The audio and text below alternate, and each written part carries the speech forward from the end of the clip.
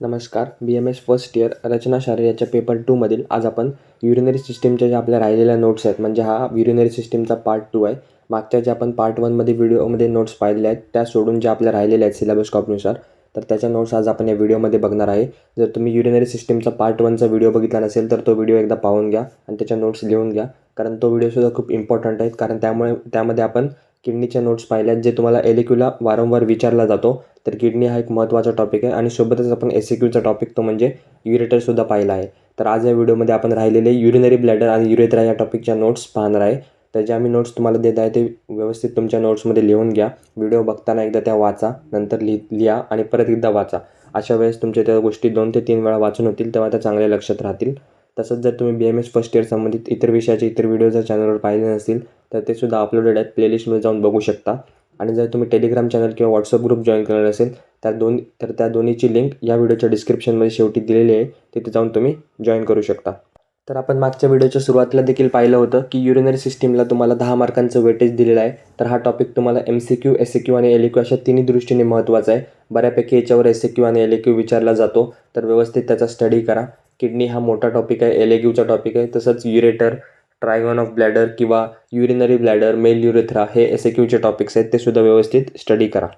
तर सुरुवात करूयात युरिनरी ब्लॅडरपासून. The temporary store house of the urine which gets emptied through the urethra, त्याला आपण युरिनरी ब्लॅडर असं म्हणतो. त्याला स्टोअर हाऊस ऑफ युरिन असं म्हणतात.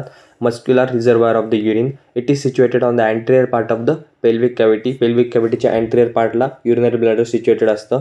डिट्रोसल muscle present on the inferior side, arranged in the walls and spirals for mass contraction. Size, shape and position, bladder varies in its size, shape and position according to the amount of urine. म्हणजे त्याच्यामध्ये जेवढी amount आहे त्याच्यानुसार त्याची size, shape vary करते. जर empty bladder असेल तर it lies within the pelvis आणि full bladder extends in to the abdominal cavity reaching up to the umbilicus. त्यानंतर युरिनरी ब्लॅडरचे आपण जर एक्सटर्नल फीचर्स बघायला गेलो तर इथे पण सेम जसं आपण 2 पार्ट केले तसे एम्प्टी ब्लॅडर आणि फुल ब्लॅडर. तर सुरुवातीला एम्प्टी ब्लॅडरचे फीचर्स बघूया. It is tetrahedral in shape, it has apex directed forwards, base or fundus directed backwards आणि neck lowest and most fix part of the bladder. It has 3 surface आणि 4 borders. 3 surface कोणते कोणते आहेत तर superior surface, right inferolateral surface आणि left inferolateral surface. आणि 4 border कोणते आहेत तर 2 लॅटरल बॉर्डर्स, एक अँटेरियर बॉर्डर आणि एक पोस्टेरियर बॉर्डर. तर हे एम्प्टी ब्लॅडरचे एक्सटर्नल फीचर्स होते.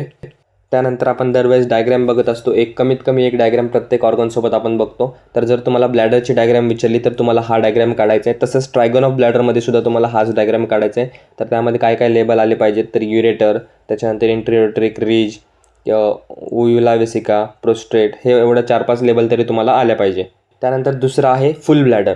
फुल bladder is also called as distended bladder, ovoid in the shape. त्याला पण अपेक्स असतं, नेक असतं.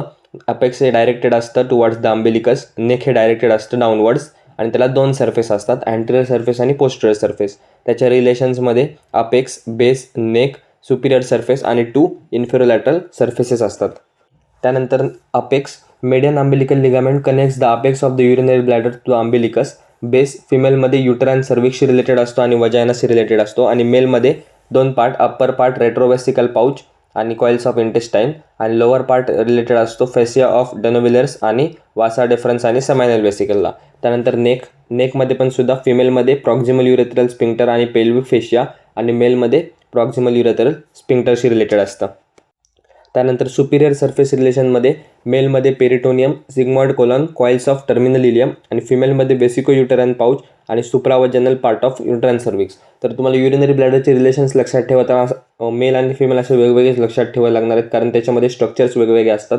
त्यानंतर inferolateral surface is related in male, pubis, retropubic fat, puboprostatic ligament आणि लिव्हॅटर आणि मसल. फिमेलमध्ये pubis, retropubic fat, pubovesical ligament आणि levator आणि muscles. त्यानंतर लिगामेंट्स कोणत्या असतात तर युरिनरी ब्लॅडरच्या ठिकाणी 2 प्रकारच्या लिगामेंट असतात, एक ट्रू लिगामेंट आणि एक फॉल्स लिगामेंट. ट्रू लिगामेंटची संख्या 5 सांगितलेली आहे आणि फॉल्स लिगामेंट 4 सांगितलेले आहेत.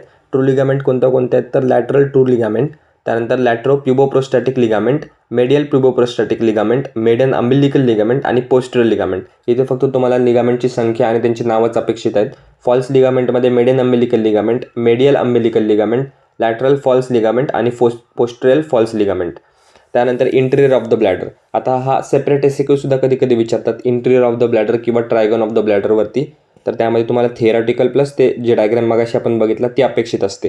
तर ट्रायगोन म्हणजे काय, तर lower part of the base of bladder shows smaller triangular area, त्याला आपण ट्रायगोन असं म्हणतो. त्यानंतर ब्लड सप्लायमध्ये inferior and superior renal arteries, त्यानंतर ऑब्च्युरेटर आर्टरी, वेनस ड्रेनेजमध्ये vesical venous plexus, lymphatic drainage, external iliac nodes. त्यानंतर नर्व सप्लायमध्ये सिम्पॅथॅटिकमध्ये T11 to L2 spinal segments आणि पॅरासिम्पॅथॅटिकमध्ये S2 to S4 spinal nerve. जर युरिनरी ब्लॅडरची क्लिनिकल ॲनाटॉमी बघायला गेलं तर सिस्टायटिस, त्यानंतर कॅल्क्युलाय, सिस्टोस्कोपी आणि रिटेन्शन ऑफ युरिन ही त्याची क्लिनिकल ॲनाटॉमी आहे. त्यानंतर नेक्स्ट इम्पॉर्टंट टॉपिक आहे तो म्हणजे male urethra. It is common tubular passage for the elimination of urine आणि सिमेन, त्याला आपण मेल युरेथ्रा म्हणतो. त्याची लेंथ सांगितली 18 ते 20 centimetre in the length. Diameter सांगितलं आहे 6 mm. It is narrowest at the external orifice. त्याचा शेप सांगितला आहे S shape, sometimes J shape असतो. It extends from the internal urethral orifice in the urinary bladder to the external urethral orifice close to the tip of glans penis. त्यानंतर त्याचे parts, it is divided into 2 parts, posterior urethra आणि anterior urethra. Posterior urethra त्यामध्ये it is further divided into pre prostatic part आणि membranous part. त्यानंतर anterior urethra is further divided into bulbar urethra आणि penile urethra. तर सुरुवातीला mail urethra, त्याचे 2 parts आणि त्याच्या 2मध्ये परत अजून किती पार्ट्स आहेत तेवढं लक्षात ठेवा. त्यानंतर पोस्टेरियर युरेथ्रा बघूयात. It is about 4 centimetre long, lies within the pelvis, proximal to the corpus spongiosum, acted by the urogenital sphincter mechanism. त्यामध्ये किती पार्ट आहेत, 3 पार्ट होते. Pre prostatic part, it is 1 to 1.5 centimetre long, extends vertically from the bladder neck to the verumontanum in the prostatic urethra. त्यानंतर surrounded by proximal urethral sphincter mechanism. दुसरा part आहे prostatic part. It is about 3 to 4 centimetre long, descends in to the prostate closer to the anterior surface. Posterior wall shows urethral crest, prostatic sinuses आणि verumontanum आणि prostatic utricles. त्यानंतर third part म्हणजेच membranous part. It is 1.5 centimetre long, shortest part, least dilatable and the narrowest part, descends from the prostate to the bulb of penis. Muscle coat is made up of thin layer of smooth muscles आणि bulbo urethral Gland is present. तर हे होते prostatic part. 3 part होते, prostatic, pre prostatic आणि membranous part. कोणाचे, posterior युरेथ्राचे. त्यानंतर next आहे आता anterior urethra. It is about 16 centimetre long, lies within the perineum proximally and penis distally, surrounded by the corpus spongiosum, extends from the membranous urethra to the external urethra orifice on the glans penis. It is further subdivided into bulbar and penile urethra. आता anterior urethraचे 2 part, penile आणि bulbar urethra. सुरुवातीला bulbar urethra, surrounded by the bulbo spongiosus, wide part of the urethra आणि bulbo urethral glands are open into it. Penile urethra, when penis is flaccid, urethra curves down as a penile urethra. It is narrow and slit-like आणि navicular foci is present. तर हे होतं anterior urethra. त्यानंतर external urethral orifice. It is 6 mm long, narrowest part of the urethra, bounded by both sides by a small labium. त्यानंतर male युरेथ्राला जर blood supply बघितला तर युरेथ्रल आर्टरी आणि डॉर्सल पेनाइल आर्टरीचा ब्लड सप्लाय असतो. त्यानंतर वेनस ड्रेनेजमध्ये anterior urethra, dorsal vein of penis, internal pudendal vein. Posterior युरेथ्राला वेसिकल वेनस प्लेक्सस आणि प्रोस्टॅटिक वेनस प्लेक्सस. त्यानंतर लिम्फॅटिक ड्रेनेजमध्ये पोस्टेरियरला इंटरनल इलियाक नोड्स, मेम्ब्रेनसमध्ये इंटरनल इलियाक नोड्स आणि अँटेरियरला डीप इंग्वायनल नोड्स. नर्व सप्लायमध्ये सिम्पथॅटिकमध्ये ग्रेटर कॅव्हर्नस नर्व्स आणि पॅरासिम्पथॅटिकमध्ये S2 to S4 नर्व. तर हा होता त्याचा व्हीनस, लिम्फॅटिक आणि नर्व सप्लाय. त्यानंतर क्लिनिकल ॲनाटॉमी बघायला गेलं तर rupture of urethra by the fall on sharp object, pain in the internal urethra opening causes stone in the bladder.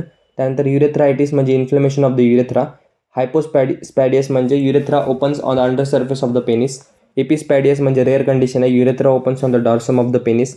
Stricture of urethra म्हणजेच कॉन्स्ट्रिक्शन आणि कॅथेटरायझेशन म्हणजे rubber catheter is pass through the urethra in to the bladder. ही होती युरेथ्राची clinical anatomy. त्यानंतर एकदा शॉर्टमध्ये female urethra बघूया. हा शक्यतो पेपरला विचारत नाहीत, मेल युरेथ्रा विचारला जातो SAQमध्ये. Female urethra, it is only 4 cm long, 6 cm in diameter and corresponds to the pre-prostatic and membranous part of the male urethra. म्हणजे त्याच्याप्रमाणे सिमिलर टू असतो थोडाफार. Begins at the internal urethral orifice, passes downward and forwards. त्याचा blood supply superior vesical and vaginal artery, venous ड्रेनेजमध्ये vesical venous plexus, lymphatic ड्रेनेजमध्ये external आणि internal iliac nodes आणि nerve सप्लायमध्ये parasympathetic S2 to S4 segment आणि सिम्पॅथॅटिकमध्ये plexus around the vesical artery. Female युरेथ्रामध्ये 2 sphincter असतात, इंटरनल युरेथ्रल स्पिंक्टर आणि एक्सटर्नल युरेथ्रल स्पिंक्टर. क्लिनिकल ॲनाटॉमीमध्ये catheterization, urethritis, stricture of the urethra, hypospadias आणि रप्चर ऑफ युरेथ्रा. ही फिमेल युरेथ्राची क्लिनिकल ॲनाटॉमी आहे. तर ह्या होत्या युरेथ्रा आणि युरिनरी ब्लॅडर संबंधित नोट्स. तर युरिनरी सिस्टीमचे दोन्ही पार्टमध्ये आपण संपूर्ण सिलेबस कॉपीनुसार नोट्स दिलेले आहेत. तर हा जर व्हिडिओ तुम्हाला आवडला असेल तर व्हिडिओला लाईक करा, चॅनलला सबस्क्राईब करा, तुमच्या इतर मित्रांमध्ये शेअर करा, जेणेकरून त्यांच्यापर्यंत सुद्धा आपला चॅनल पोहोचेल व ते सुद्धा हे नोट्स पाहू शकतील. तसंच जर तुम्हाला BMS फर्स्ट इयर संबंधित कोणत्याही विषयाचे कोणत्या नोट्स पाहिजे असतील किंवा कोणत्या पेपर संबंधित कोणती शंका असेल, डाऊट असेल तर तुम्ही नक्कीच कमेंट करू शकता. त्यावर देखील आपण व्हिडिओ बनवण्याचा प्रयत्न करू. आणि व्हिडिओमध्ये जे आम्ही तुम्हाला नोट्स देत आहे त्या खूप क्लिअर, इझी आहे, समजायला पण इझी आहेत, वाचायला पण इझी आहेत. त्यामध्ये जास्त कोणती बुकिश लँग्वेज नाही आहे. त्यामुळे मी ज्या नोट्स देत आहे ते तुमच्या नोट्समध्ये एकदा लिहून घ्या किंवा रफमध्ये तुम्ही जसं करत असाल स्टडी तसं तुमच्या मेथडनी करा. पण या नोट्स खूप इम्पॉर्टंट आहेत. एक्झाममध्ये तुम्हाला पासिंगसाठी खूप इम्पॉर्टंट आहेत, स्कोरिंगसाठी इम्पॉर्टंट आहेत. तर त्या फॉलो करा. आपण भेटूया पुन्हा लवकरच अशाच एका नवीन व्हिडिओमध्ये नवीन टॉपिकसोबत. धन्यवाद. So guys, subscribe Ayurveda Essence for more such videos. You will get all handwritten notes here.